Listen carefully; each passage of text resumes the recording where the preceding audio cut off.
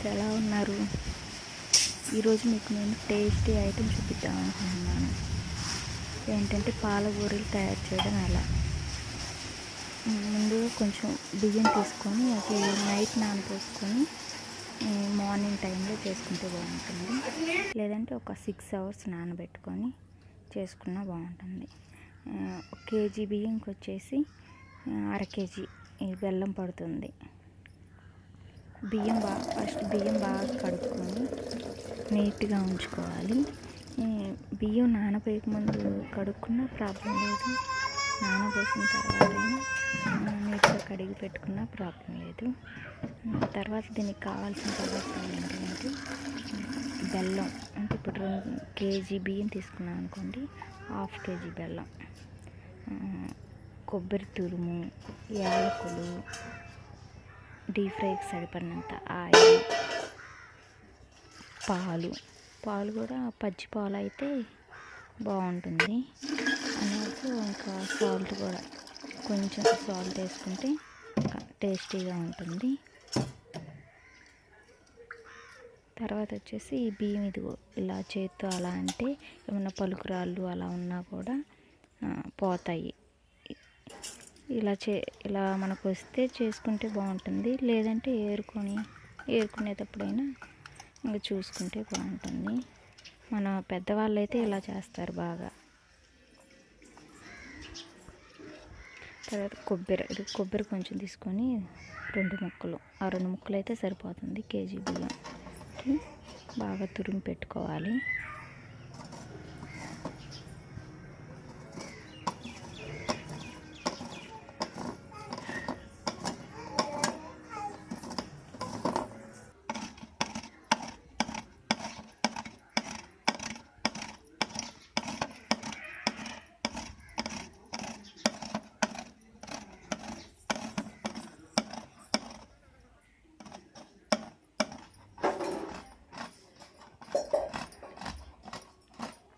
చూడండి, అంత కొబ్బరి అంతైతే ఓకే, సరిపోతుంది.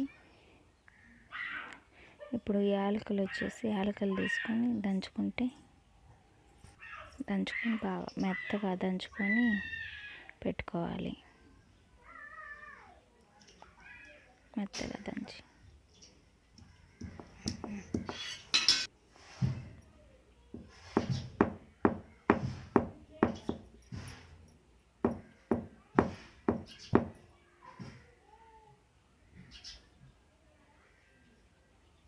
మెత్తగా దంచింది కదా, చూడండి, అలా దంచి పెట్టుకుంటే బాగుంటుంది. అంతా కలుస్తుంది పిండి అంతా బాగా. దీన్ని ఒక ప్లేట్లో తీసుకుందాము. ఇప్పుడు కొబ్బరి తురుము, యాలకుల పొడి ఇవి పక్కన పెట్టుకొని, ఇంకా ఈ బియ్యం ఉన్నాయి కదా, ఇది మిక్సీలో వేసి బాగా గ్రైండ్ చేసుకుంటే బాగుంటుంది.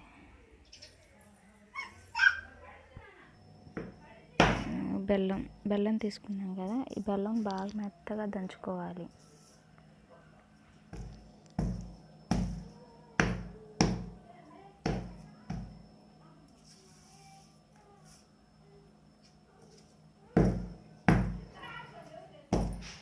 ఈ బెల్లం మా ఊర్లోనే తయారు చేసిందండి, మందు లేకుండా తయారు చేశారు, అందుకే అంతగా కలర్ఫుల్గా అనిపించదు.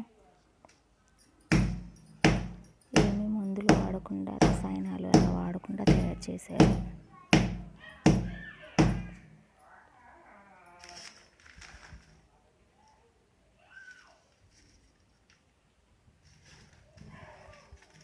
మనం డైలీ ఒక చిన్న ముక్క బెల్లం తిన్నా కూడా చాలా మంచిది, పిల్లలకు కానీ పెద్దలకు కానీ. ఇంకా ఇప్పుడు కొంచెం గ్రైండర్లో వేసుకున్నాను బియ్యం.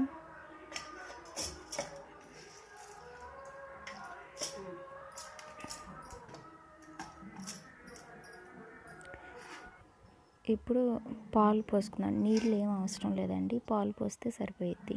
ఆ బియ్యం మునిగే వరకు, మళ్ళీ ఎక్కువ పోయకండి, మళ్ళీ జావ అవుతుంది. బియ్యం మునిగే వరకు పోస్తే సరిపోతుంది.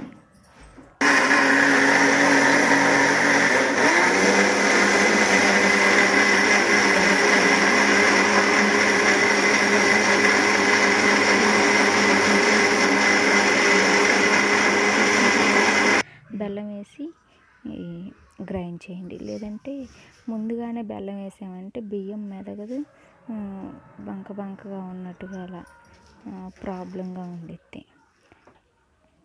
బియ్యం బాగా మెదిగిన తర్వాత బెల్లం వేసి మళ్ళీ గ్రైండ్ చేస్తే అప్పుడు ఈజీగా ఉంటుంది.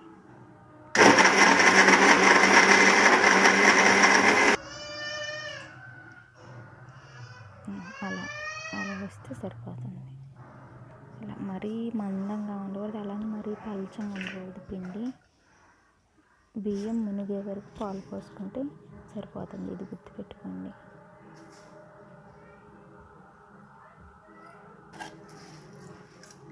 మిగిలిన బియ్యం కూడా వేసేసుకుంటున్నాను. వేసుకొని ఇది కూడా బాగా గ్రైండ్ చేసుకుంటే కొంచెం సాల్ట్, ఉప్పు వేసుకున్నాం. ఇంకా తర్వాత వేసుకునే పని లేదు. చాలు ఇలా మునిగేది వరకు వేసుకుంటే సరిపోతుంది.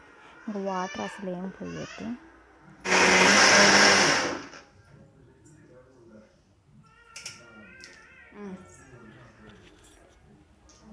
బియ్యం పాలు బాగా గ్రైండ్ అయిన తర్వాత బెల్లం వేసుకోవాలండి. ఇది గుర్తుపెట్టుకోండి. లేదంటే ముందే బెల్లం వేస్తే బంకగా ఉండేసి మిక్సీ తిరగడానికి కూడా కొంచెం ప్రాబ్లంగా ఉంటుంది. బియ్యం బాగా మెదిగిన తర్వాత బెల్లం వేసుకొని మళ్ళీ గ్రైండ్ చేసుకుంటే ఈజీగా ఉంటుంది.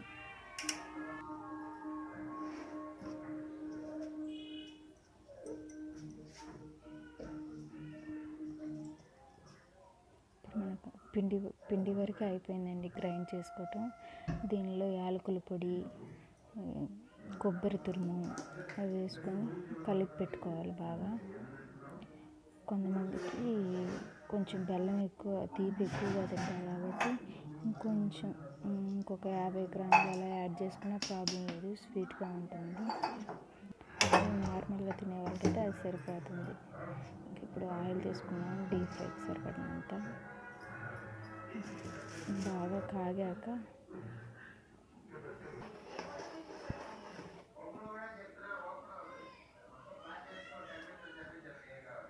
ఇందులో కొబ్బరి తురుము, యాలకులు అవి వేసి కలిపి పెట్టుకున్నాము. ఇప్పుడు నూనె కాగగానే వేసుకుంటే సరిపోతుంది.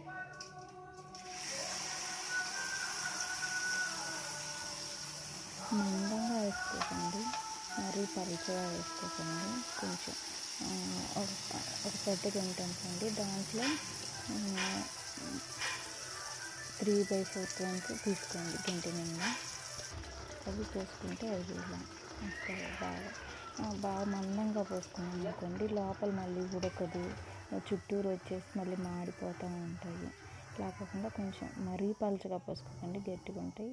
మీడియంగా పిండి ఇందా చూపించాను కదా ఎలా వేసుకోవాలో, బియ్యం మునిగే వరకు వేసుకుంటే సరిపోతుంది. పిండి ఇంకా మీరు ఎక్కువ అవ్వదు, తక్కువ అవ్వదు, సరిపోతుంది. ఆయిల్ కాగేసేసి ఇలా కొంచెం పొంగుతాయి.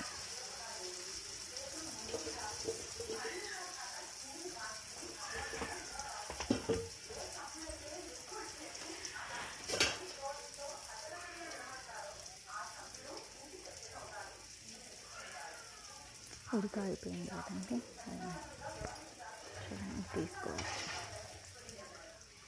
తిరిగేస్తే మళ్ళీ అడుగు నడకడం అవుతుంది. ఇప్పుడు మళ్ళీ ఇలా గోల్డెన్ కలర్లో వచ్చే వరకు ఉడకబెట్టుకుంటే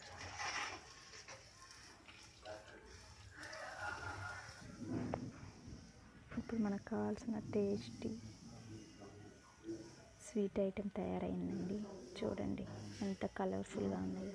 టేస్ట్ చేసి చూడండి, చాలా బాగుంటుంది.